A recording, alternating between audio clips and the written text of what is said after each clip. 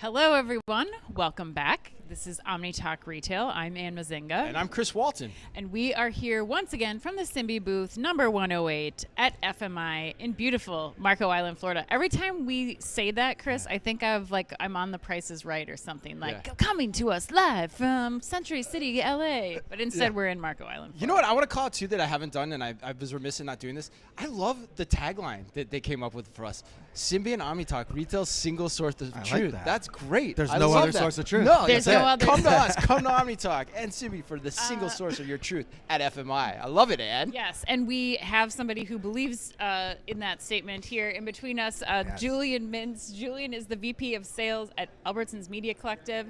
Julian, welcome to the show. Thank you for having me. Thanks for being willing to do this and be on board with the single source of truth in retail. There's no other place I'd go for truth in retail. For truth in retail, right. Well done, my friend. God. Well done. Oh, my God. All right, well, let's start off. Why don't you tell us about your background and your role at Albertsons Media Collective? Yeah, absolutely. So I'm the VP of Sales for Albertsons Media Collective. I joined 4 months ago, so still relatively new. Wow, yeah, honeymoon. And did about a decade in television before that, so was part of the founding ad sales team at Roku. Okay. And ultimately led their sales team up until about 4 months ago. Okay. Amazing. Yeah. Wow. All right. Yeah. So what is involved in your role right now? Like, who are you talking to? Who are you working with? Tell us a little bit about the day-to-day. Yeah, so end of the day, our goal is to bring CPGs closer to our consumers and make the consumer and the shopping experience at Albertsons more delightful.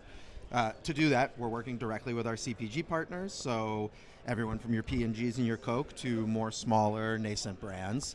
And really, we see the opportunity around connecting the entire funnel. So right now, that means talking to various parts of their businesses. So we work directly with their shopper teams, driving lower funnel performance, helping them measure incremental ROAS. But more and more, we're answering questions like, how does television help drive a sale? How can we move units through a social media ad?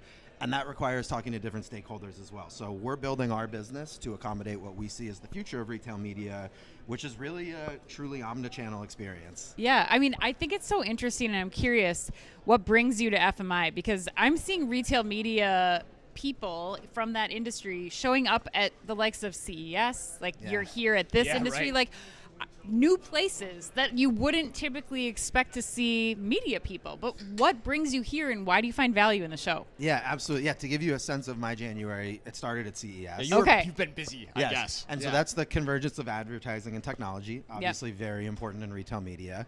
Earlier this week, I was at the IAB Summit, which is the Interactive Advertising Bureau. Right. Very heavy advertising. And now I'm at FMI, which is where all of our top partners are. Okay. Simply put, this is where our top partners are. Right.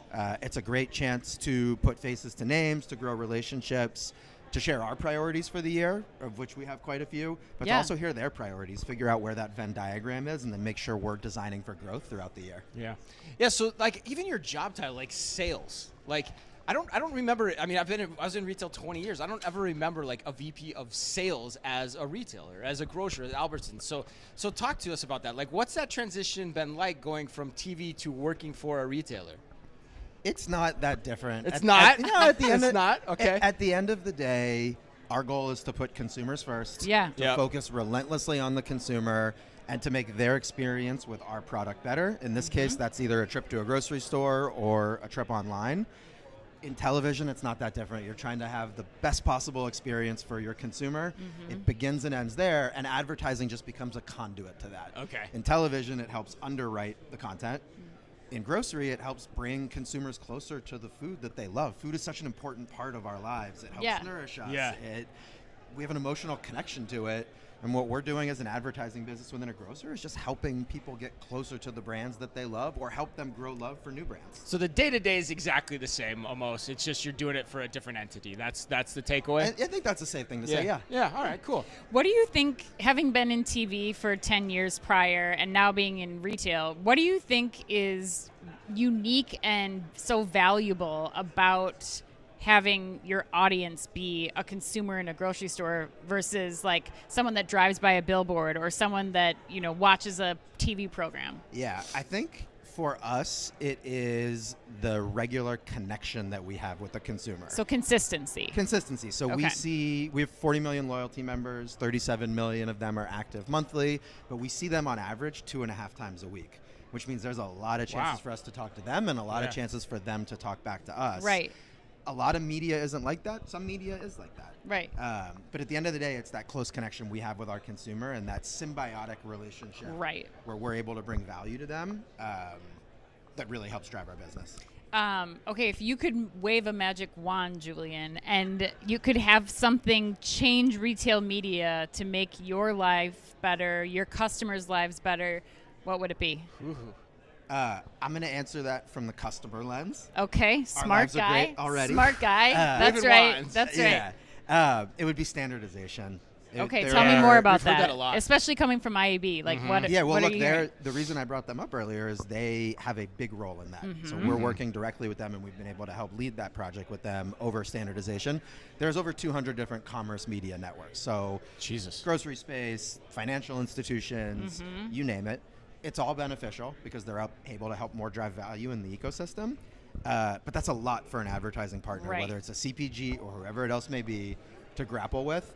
They're looking for frictionless buying and performance. 200 line items on their media plan is the opposite of frictionless. That is the definition of friction. Right. Standardization will go a long way towards reducing the barriers to entry and driving more value into the ecosystem. So we think it's really important. That being said, very difficult, which is why we need the magic wand. But also a lot of hard work. Yeah. What types of things need to be standardized? Yeah. The measurement framework specifically. Okay. Yeah. So that everyone's working off the same sheet of music across the industry. Playing from the same field, able to compare across partners. Okay. That's going to make it really easy and seamless for brands to transact. Okay, got it. That makes sense. All right, since you've had a busy January, I don't even know if you've had time to think about this question, but what are your goals for the year? Like, if you're standing with us again next January, what do you hope to accomplish? The big picture answer is to grow the business of our CPGs and to grow Albertsons at the same time. All right. That's the big picture. Good answer. That's what we're here for. How we think we can help doing that is better connecting the funnel for advertisers. So helping to connect their brand media, their first television impression, their social media impressions, all the way through the shopper dollars that they're spending, whether it's in the store, really connecting their media to the cash register. And right now, we're doing that in a way that no other space in the media space can do. But there is so far to go there. And so many stakeholders to still educate. And I want to dive a little bit deeper into that question. Whose responsibility do you think it is to do that? Like, is that you as the media really provider to be able to provide that information? Do you think that falls on the brands as something that they should be focusing on their side? Or like, who's going to ultimately do that first? It's a fair question. We all have a role. Yeah.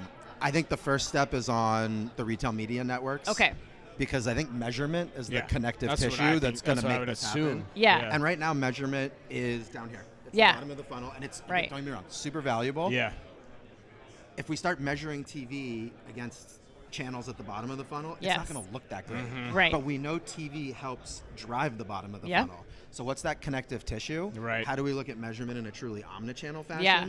If we can do that, and if we can bring that to our partners, whether it's a CPG directly or an agency, that's going to go a long way towards achieving this end state that we're looking for. Completely agree. So the onus is with you, the retail media network. Yeah, no, I was just going to say, I think that shows, though, who's going to be successful with their retail media networks when there's over 200 commerce networks happening right now. Like, those things are going to become paramount as we see these retail media networks continue on. I mean, look, there's a lot to do. You have to be good at the fundamentals. Yep. You need to provide a very good ROAS and an incremental ROAS, but there's a lot of white space that we can still seek to drive value for brands. Awesome. Yeah. Well, awesome. Julian, thank you so much for taking time with us today and being up for the challenge. Thank you guys. You passed with flying colors. We love Albertsons. I think we've had a good string of executives from Albertsons on our show of late. So thanks for joining us again. Thanks for having me. Awesome. Thank you so much to Simbe as well for making all these incredible interviews that we've had today possible. Chris and I are still coming at you for the rest of the afternoon today and tomorrow morning. Not stopping. We are not stopping. Never stopping, Ann. Yes. So until our next interview, be careful out there.